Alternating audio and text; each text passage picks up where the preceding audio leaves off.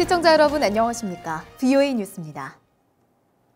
미국 실무협상 대표인 스티븐 비건 미국 대북정책 특별대표가 어제 밝힌 단계적 동시적 행동은 비핵화 협상을 진전시키기 위한 유연한 조치라는 평가가 나왔습니다.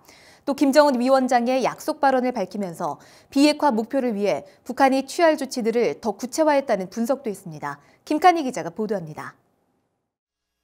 스티븐 비건 대북정책 특별대표가 연설을 통해 단계적이고 동시적인 행동을 밝힌 것은 그동안 보여왔던 북한의 완전한 비핵화 후 제재 완화 입장에서 유연해진 것이라는 평가가 나옵니다.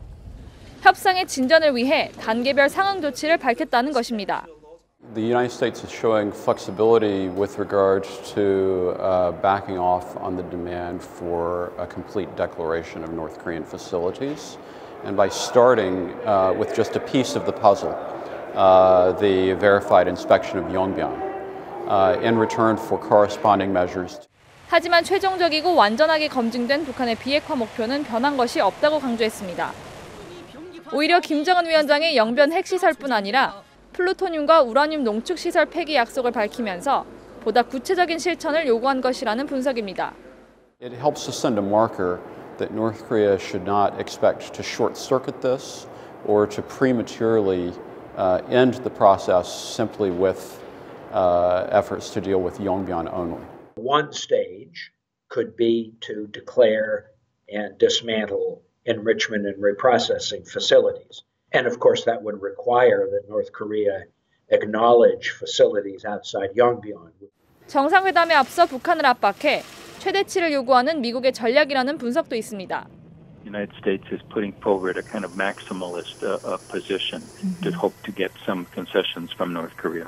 Usually in negotiations, you put forward a very strong initial demand and then allow during the negotiations for some flexibility.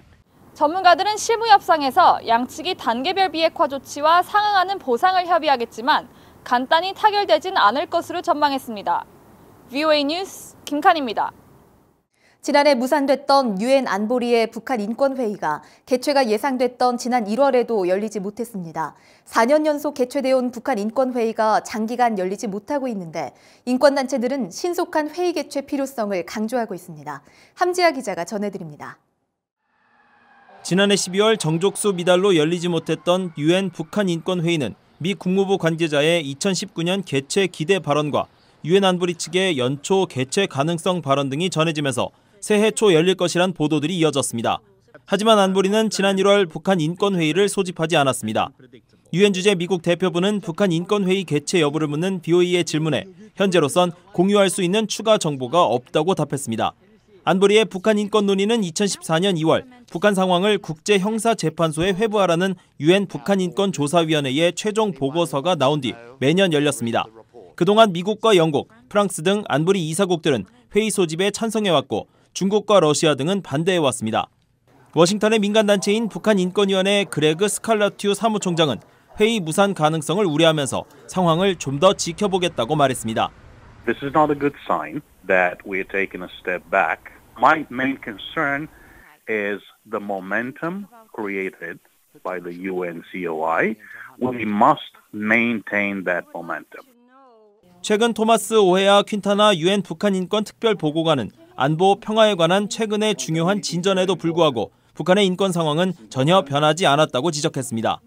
International prestige of North Korea that according to the leader's speech would only become a reality as long as the country opens up to a human rights dialogue.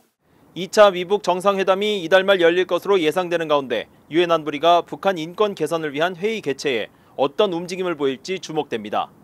VOA 뉴스 함지아입니다. 북한이 한국전쟁 당시 북한에 억류됐던 미국과 영국군 포로 가운데 폴란드계 병사들을 포섭하려 했던 것으로 드러났습니다.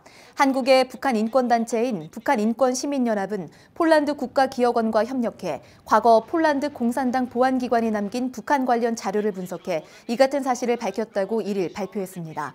보고서에 따르면 북한과 폴란드 공산진영은 폴란드계 포로들을 대상으로 석방 후 본국에서 공산당에 협력하는 방안을 논의했습니다. 재미 이산가족 상봉 추진위원회의 이산가족 상봉을 위한 북한과의 접촉이 지난해 말 갑자기 중단된 것으로 전해졌습니다. 재미 이산가족 상봉 추진위원회의 이차희 사무총장은 1일 VOA와의 전화통화에서 지난해 11월 중순 국무부 고위관리로부터 북한의 화상이나 전화상봉을 제안할 것이라는 이야기를 들었지만 이후 북한과의 연락이 끊겼다는 얘기를 들었다고 밝혔습니다. 이 사무총장은 그러면서 상황을 정확히 알 수 없다면서 앞으로 열릴 2차 미북 정상회담 결과에 큰 기대를 갖고 있다고 말했습니다. 6.25 전시 납북 인사가족회가 한국 통일부 천혜성 차관과 만나 납북자 문제를 남북 정상회담의 의제로 다룰 것을 요청했습니다. 가족회 측은 1일 경기도 파주 6.25 전쟁 납북자 기념관에서 천 차관을 만나 남북 정상회담에서 납북자 문제를 의제화하고 북한의 사과와 책임 있는 조치를 촉구해야 한다며 김 위원장에게 피해 진상 조사서를 전달해달라고 밝혔습니다. 천 차관은 정부가 제 역할을 못한 부분이 있다면서 실용적인 방법의 필요성을 언급한 것으로 알려졌습니다. VOA 뉴스 마칩니다. 시청해주신 여러분 고맙습니다.